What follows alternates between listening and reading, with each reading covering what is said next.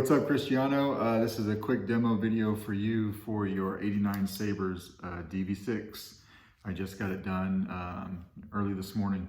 So we went ahead and put a CFX install in this guy. It's got neopixel set up, so you got your pins there. This is going to be your blade retention, and this does have a static battery with recharge port. So one thing I'll say is on 89 Sabers, their blade sockets here are super tight. So whatever blade you end up going with, you're probably going to find yourself doing some sanding. I've got a test blade here that I've sanded quite a bit to test different Sabers from everybody, but it's still tight. So you're going to probably find yourself doing a lot of sanding, but don't worry, that's just part of it. So for the purpose of this demo, when I put my blade in, I'm just going to leave this retention screw backed out. I'm not even going to use it, but that's what that's there for in case you need it. So we're just going to open up the hilt like this. I did put your grips on. I've got my own grip guide that I print, but you've got 7 grips on this guy. They're all even. So if you could see that, all nice and lined up. Right, so looking good there. So you won't see any sound venting on the outside of this pummel cap, but what they do is they put those 4 slots in there or so, or those 2 H slots, and that is your sound venting. So you've got a 28mm bass speaker here. You've got your board right here. So the board is a nice press fit into the shelf.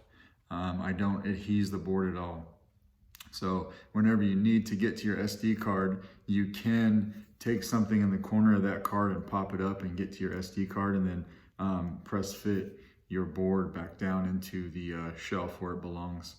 And then I went with a very low profile recharge port right here. So it's nice and deep in there. I didn't take up a lot of space when I put the little indentation for the recharge port. I went as small as I possibly could and still be able to fit a charger in. So I actually charged this guy for you, tested it out, everything's fine.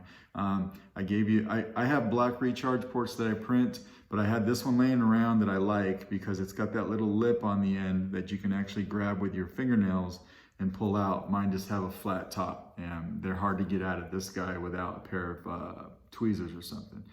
So we're just going to pull this out with our fingernails.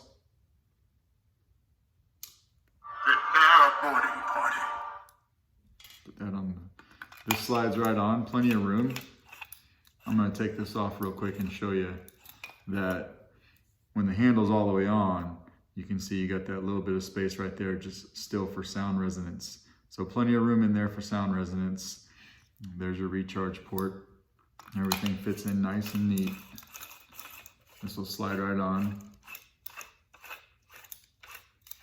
So by the time I get this on, the battery or the board will have gone to sleep, so we're going to wake it back up. This front button here, that's your activation switch, and then I made the back button your auxiliary. So we'll wake it up with the activation. Prepare a boarding party. Turn it on.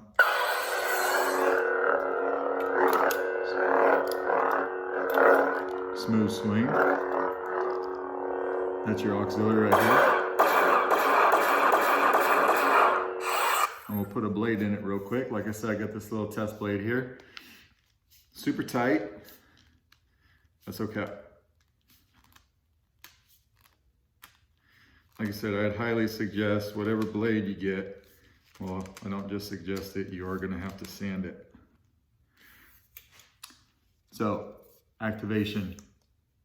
Prepare a boarding party.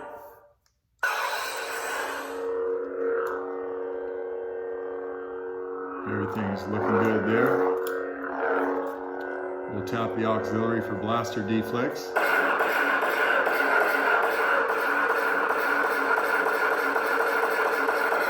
Hold it down for blade lockup.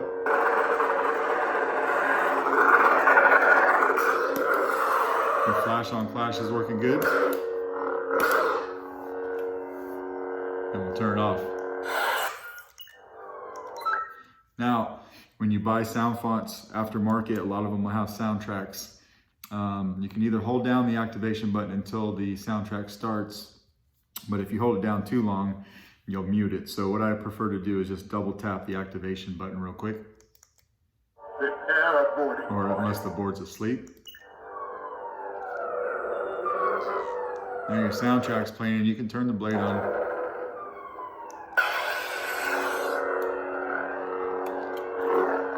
It actually prefers you have the blade on so it keeps playing. And then you can do anything you want while the soundtrack's playing.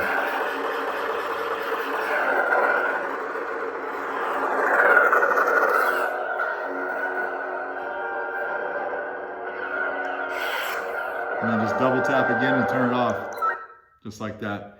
Now, actually, while the blade's on, let's go over some things. So to change color on this guy, I got it on red because it's Darth Vader, but if you don't like that, hold down your auxiliary and twist your wrist like this.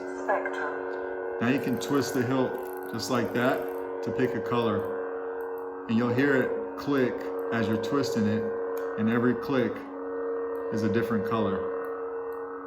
So let's go back to red. I'll just pick red. When you find a color that you like, just tap a button, just like that. Now I gave you a lot of blade effects. You can see this one's kind of an unstable blade. There's about 22 blade effects for you to play with on this guy. To get to those, hold down your auxiliary button and twist your wrist, but then keep holding it until you hear this. Keep holding it. Now let go. Now again, you can twist the hilt to get different blade effects. That one's just a solid one. Slight flicker, right? All kinds of stuff going on that you can pick from. There's rainbow blades on here. There's this one that'll give you a seizure. Whatever you want. But when you find something you like, just tap a button. And then when you turn it off and back on, it's going to remember that color and that blade profile. To get to your sound fonts, what you're going to want to do is hold down your auxiliary when the blade is off. Sound bank selection. Now you can cycle up or down your menu with either button. Exit menu. System menu. SD card new player. I gave you a Britney Spears sound font, but you can play with that at home. When you find one that you like, hold down the button.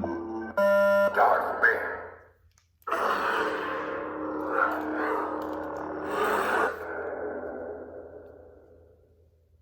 Again. Sound bank selection. When you find one, hold it down.